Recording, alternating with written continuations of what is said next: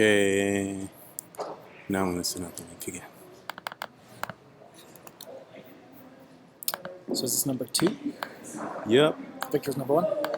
Is that right? Yeah, Okay, he's so the you're first just one. starting it up? Yeah, so I'm going to send out this tweet again. All right. Boing.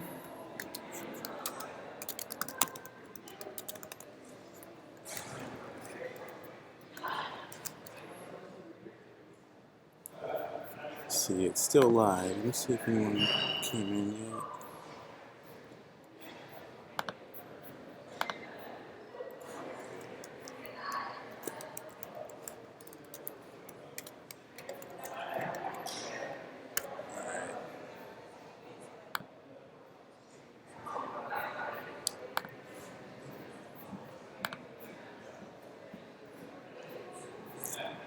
All right. So, let's see what questions we have here. Let me get this over so you can see whatever. Hey, Kelly. I see you there. Freddie's in there. People gonna start rolling in. All right, so I saved the questions, so I'm gonna pull them off my phone. But before that, I'm sure you guys know who this guy is, Michal Makarewicz.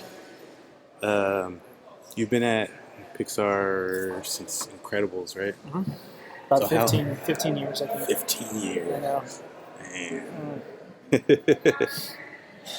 So, yeah, I know Mike for a few years now. I think, yeah, it was before I got into feature. Yeah, I don't remember the first like actual meeting, but yeah, I heard a bunch of stuff about him. I heard this name that kept coming up, and then and I heard a friend shaking. Yeah. It's like his name. Who's this guy? This guy's around. But cool. We got Steven coming in. Michael is awesome. Hey, Frank, Michael, Ricky Robinson. Thank you, Freddie. Oh yeah, Ricky. So your question is first, since we didn't get to it last time. And just so you guys know, we have to keep it fairly brief, like about half an hour, just because there's a company meeting. So try to get through as many as possible. But at Ricky Robinson asks, or at _ Ricky Robinson, what's your best advice to help yourself stay motivated when you feel like your animation isn't turning out the way you like? That happens a lot. Start that one. If my animation is not turning out the way I like, it's tough. It's tough to stay motivated because I don't know about you guys, but I kind of, I sort of kick myself. I'm just upset that I can't get it done. I think I should be able to get it done. So it is tough to stay motivated. The best thing I try to do is just power through it, and knowing that it hurts for a little bit, but basically try to get my friends to look at my work more when I'm feeling unconfident about it. Try to rely more on people that whose work I admire and inspire to be like, and kind of just have them look at my stuff and hopefully get some words of wisdom that sort of crack it and allow me to kind of keep going on a shot that I had trouble with. But it's kind of cool. I guess I work at a place where I think I see other animators, also struggle on different shots. It's nice to see that it's not always easy. I guess you see people here and there struggle on all kinds of shots. So it's that makes me feel a little bit better. That was huge for me too. Like, everyone's just a person. Yeah, exactly. I think we just get those. Sometimes we get those shots that just won't go away. Like you constantly have trouble with it, and some shots you really feel it and you get it right away. And but it's true to stay motivated. I mean, one of those things you might have to do too is actually just get away from the computer and get away from your shot. Take a break, because when you get to that point where you're just pulling splines or moving things around and nothing's really changing, you're just trying to work it, but honestly, you just need a break. go home, see your family, kind of have a reset moment, come back in, and take another stab at it, talk to your friends about it. But that helps too, is not overwhelming myself with it all the time. So Yeah. just get it off your mind for a moment. Because it's funny how sometimes you'll just think of if you have an issue, sometimes you think about it, you get the answer when you're not thinking about it. Yeah, it's funny how that happens. Yeah, you're sometimes it's driving into work. Yeah, exactly. In the shower, driving into work, just Yeah. watching some TV or whatever. So, Yeah. Yeah. The walking away part, that was a huge thing for me, just like coming back with fresh eyes. I remember early on, Peter Kelly over at ILM, he gave me that advice a long time ago about just struggles that he had, and just just get up, take a walk, come back. Yeah. And just healthy. Yeah. Just try to balance it a bit more. I like to look at other people's work as well, like just even just on Vimeo, just seeing what's in the feed, or if I'm at work, just scrolling through like other shots that's come in, and just like, or even just watching my son play now, because he's 2 years old and he's always like full of energy and full of like, it's his energy is so, he has so much of it, it almost like pulls mine out just watching. That's nice. So Nice to have that. but so let me see another question here.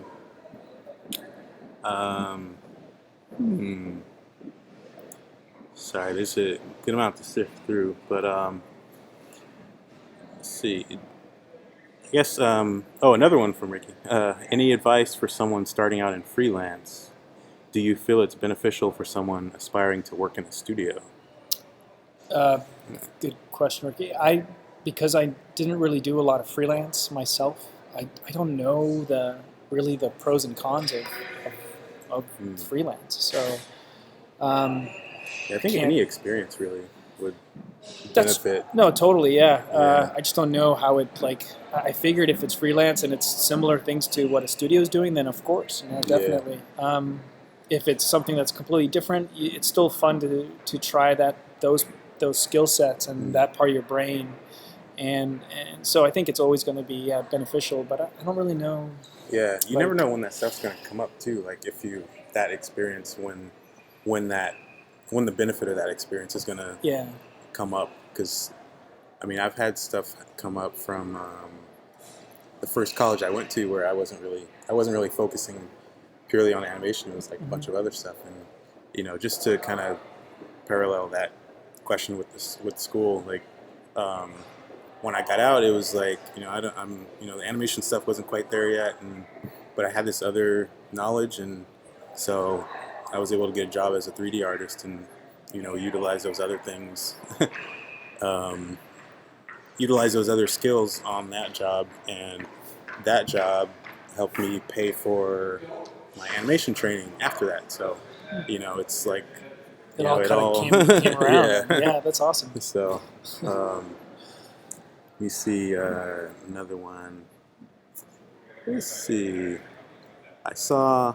Oh, that one's similar. How do you stay motivated? Let me see. Oh, from Vanessa at Magic of Arts. Which scenes or characters do you prefer to animate?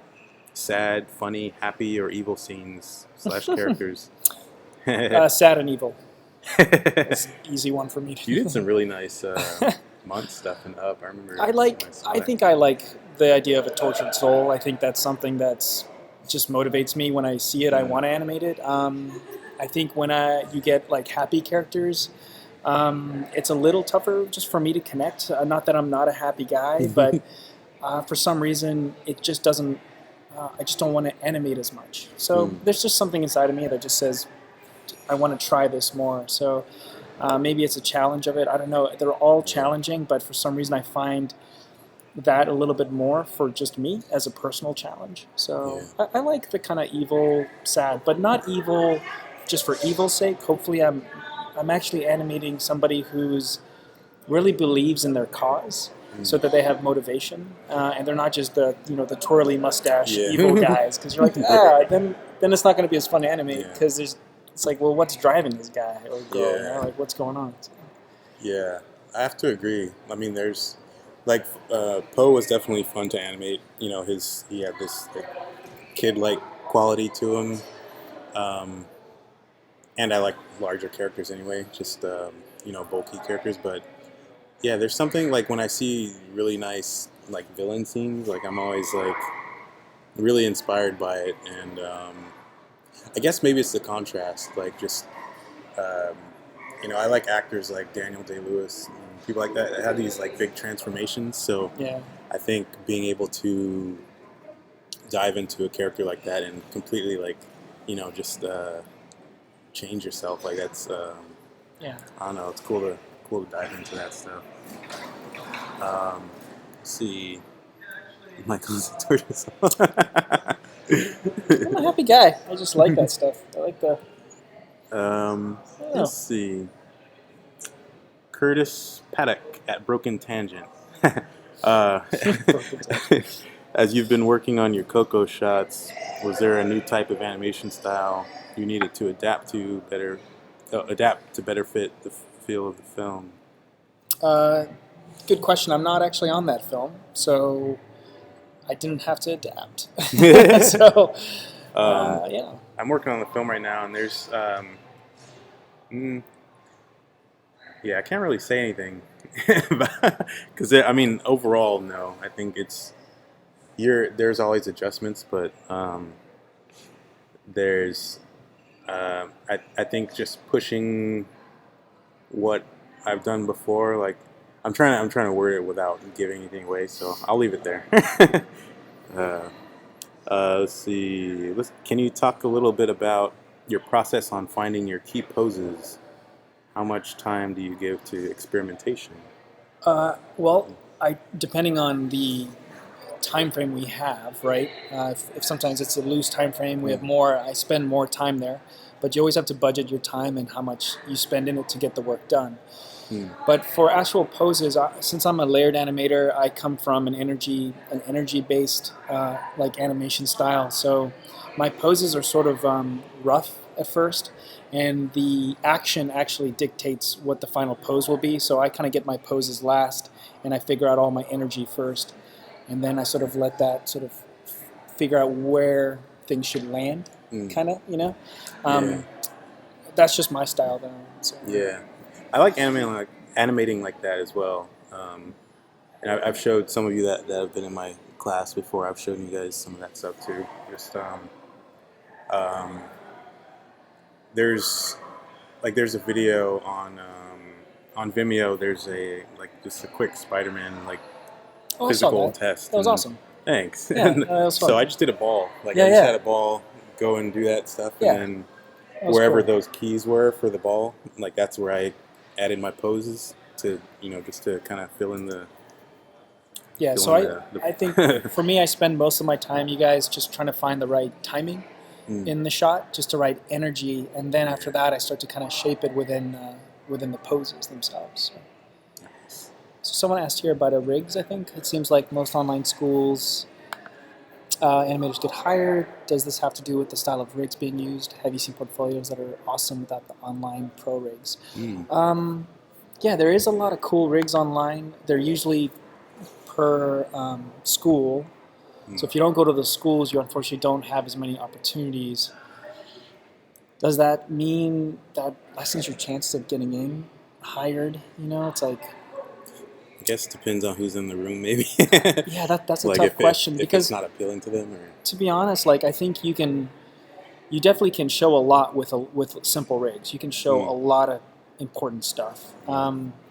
The complex rigs just are there to just show, I guess, when you get into the nitty gritty, I suppose, like the fine details, you can push it to that level. But I think you still have a pretty good chance even without the super pro rigs, because what it comes down to, I think, a lot of times is your choices. And if you have a simple rig that hopefully looks appealing, if you have good choices with it, then I think you're going to win people's hearts. And if you have a really complex rig that's super awesome, but you don't make good choices, it's not going to do very well. Yeah. But if you have a complex rig and you do good choices, yeah, of course you'll do people will find you. But yeah, it's kind of too bad.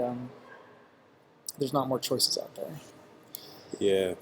So, any riggers out there and modelers, get a Voltron up. Yeah. Ari Santos, he's actually starting an internship. Oh, okay. At Vico Pico, maybe. How much time do you spend in the graph editor on physical shots versus performance shots? Yeah. Well, I'm in there 95% of the time. So whether it's performance or physical, because just again, I think being a layered animator, I really live in the graph editor actually. So I love it there. It's a wonderful, safe place. All those warm splines. I can cover myself with. I love it.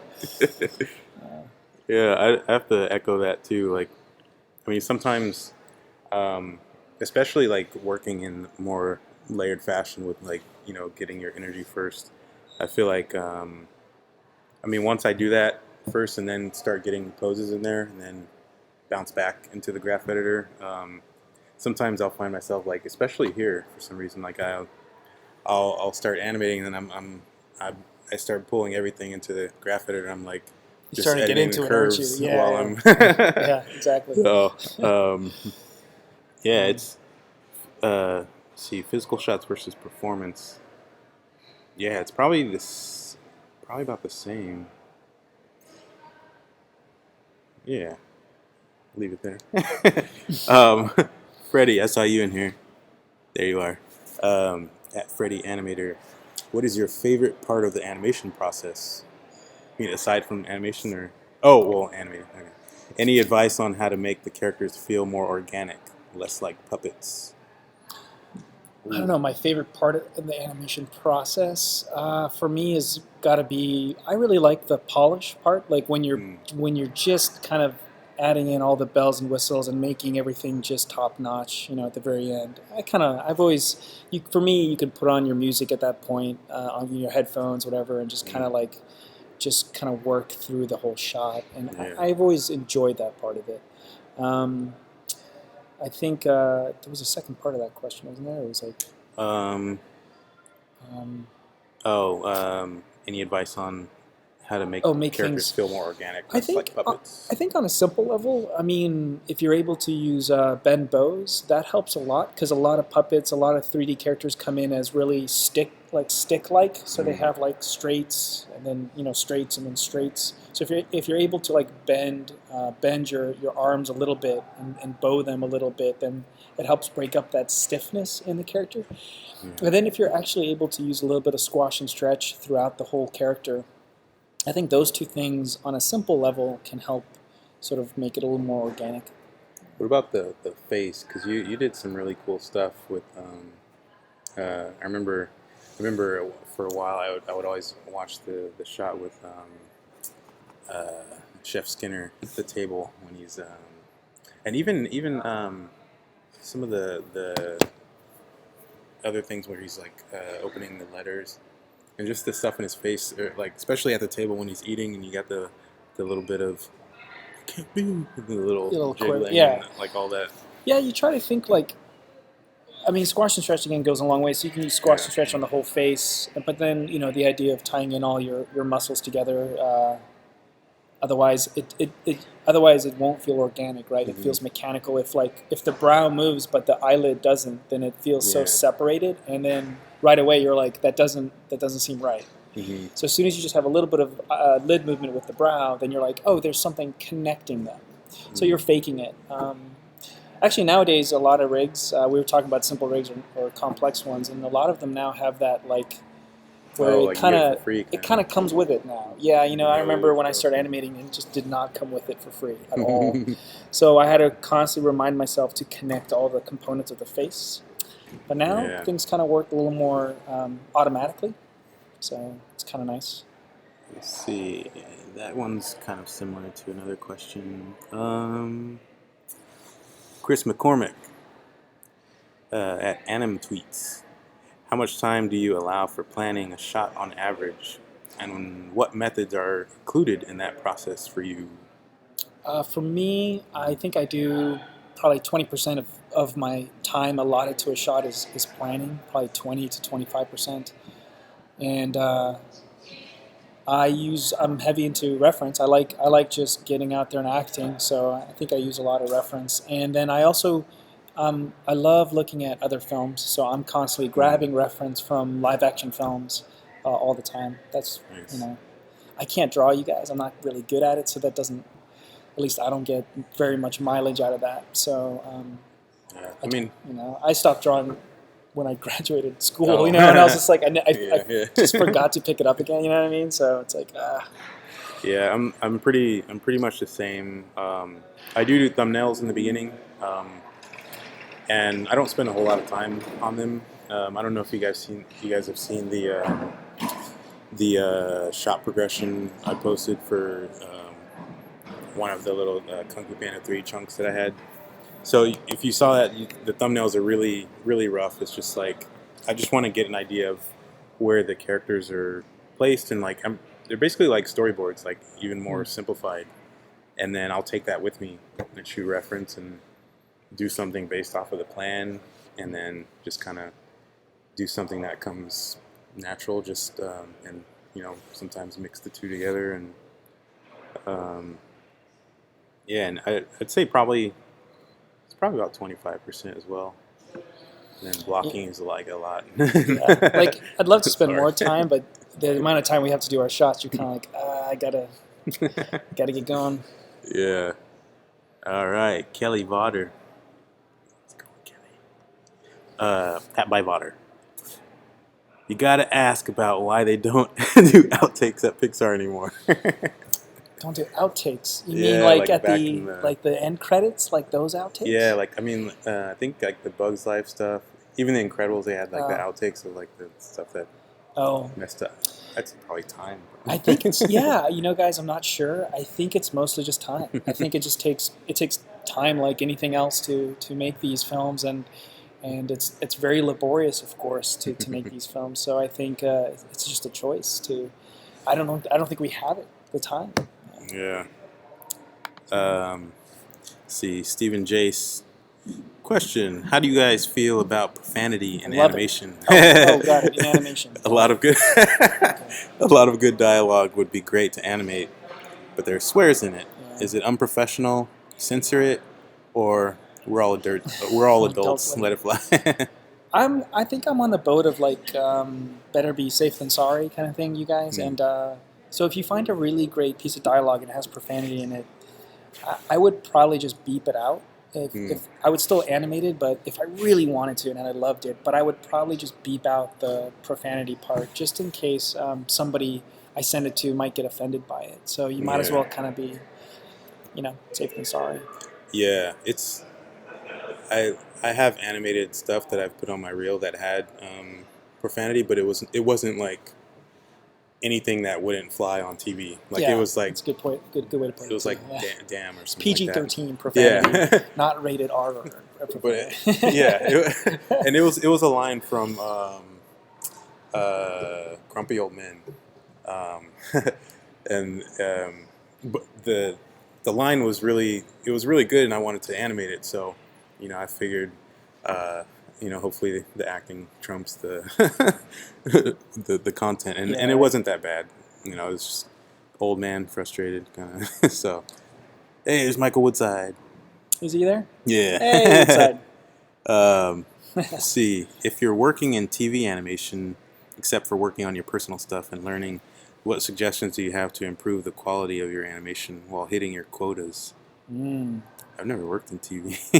I haven't either, but I heard the quotas are crazy. I mean, the time I did like a TV show pilot, but Yeah. that was like, the production was like similar to like a short film. Like we weren't like under a TV production deadline, but Yeah. I would say regardless of what you're doing, I would definitely still work on personal stuff, because that's what I did before getting into feature. Like my reel, when I got into Disney, it was all personal work. Because that shows who you are as an animator and a person, and what your choices are, and your I don't know, like there's something I guess freeing about that too, because you're not always going to get to animate what you want to at work, so it's good to just That's true. pick stuff you would want to animate and do it on your own time if you have the time. Ooh, crap. All right. Oh, another. Oh no, that was the old one. All right, I'm gonna flip back to Twitter and see what questions I. Oh, that one's similar to another one. Let's see. At Broken Tangent asked, what's it like to constantly maintain that Pixar level of animation quality and quantity? Do they give plenty of outlets for team building? Yeah. Yeah, I think one of the awesome things about working here is just the positivity in sort of team building and morale. So at least this one thing that I love is that we have so many ways of educating ourselves, and that we take education really seriously. So when you're on a show, it feels like you're not just by yourself, but you're with a group, and that group is there to help you. And then there's all these like sort of off sites, or not off sites, but these like sort of tangents where you can like pick up things, where we have tutorials and little like talks and stuff like that, and it's amazing. It's such a supportive environment. So yeah, that sort of helps bring everybody up. I think every show we try to learn something from each show, so it's pretty cool. Yeah, that was like the first thing I've noticed when I started here. It was just how welcoming and supportive everyone was. Even starting on Coco, it was always, do you need anything? Like, what is everything okay? How are you finding everything? Yeah. Yeah, it was really It feels nice like to you really have a voice, yeah. and that's what I like. It's like if you're just everybody's just trying to make a good film. So if you have a suggestion for something, people listen, and you don't feel like you're just drowned out. So I think that's really, really cool. Yes. So going, Daniel. I see you there. Twice 2006. Is that 4012? Do you ever find yourself putting a lot into a pose that isn't working? How often do you scratch poses? All the time. I mean, I commit to poses that I believe are supportive of the shot, or what the shot needs. But even recently, the pose I put in there was not what the director wanted, and I got a little bit more insight on why, and it made sense, and so just scrap it and kind of move on. So I wouldn't say I guess like all my shots I'm scrapping poses, but it's a definitely fair part of the game. Yeah, and I mean sometimes if it's not that, it's always like dragging all the curves and like just adjusting what's there. Yeah, to like a new. Yeah. Pose, yeah. But it's like I Try to remember, maintain what you have. a good piece of advice I got when I was younger was like that thing where you're holding on to a pose when you really shouldn't, and when you just kind of get rid of the pose and you let the other ones they all kind of fall into place all of a sudden, because there's this one thing that's just abrupt. It's stopping the flow of the shot, but you love it so much. Yeah. And you just have to go like, okay, hold on a second. Do you really need that? Yeah. It's tough. It's it's like killing some of your favorite things, but you got to trust. That's when you show your friends and you show the director or whatever, and you get that good feedback. You got to just follow it. So yeah. So we're at half an hour now. So maybe we can do just one more. Hey India. Hey Christian. I guess this. Wait, let me see if anything popped in Twitter. Christian's okay. Michael, big fan. I don't know if you remember me, but I had the privilege to moderate your CTN talks. CTN talks. That's awesome.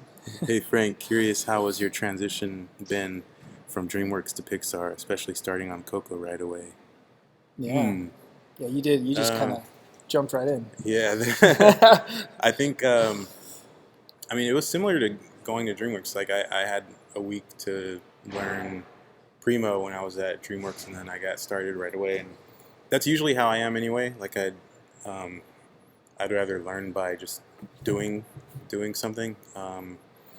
and here they did give me a lot more time to learn the software, and they were really supportive in like linking me up with other animators to kind of show me how they work. And yeah, it was very similar. Software's you still animate the same. It's just different ways of doing it. Yeah. So It's kind of like riding a bike. yeah, It's kind of like just a different bike. It's like, okay, I see how I do it now. Yeah. And I think so. I picked up the software pretty quick. So they put me in. I think my start of my third week. Cause I did an animation test my second week, and yeah, it was good. The style is similar to my own style, or what I gravitate toward when I'm animating. So it wasn't a lot to like you know I didn't have to study a long time to kind of get like where I need to be as an animator. But yeah, it's been good. Just you know um, just meeting. I think the names, that's the most difficult part so far, is remembering everyone's names that I didn't know already. So um, cool. Well, I guess we'll have to end it there. But yeah, thank you guys for joining and all the questions and all that. Oh, there's Casey. Hey, Yeah, Casey. um, cool. But yeah, I appreciate it, and yeah, we'll try to keep this going. So Yeah. Thank you guys for um, watching and sharing and writing in your questions. yeah. All right. See you.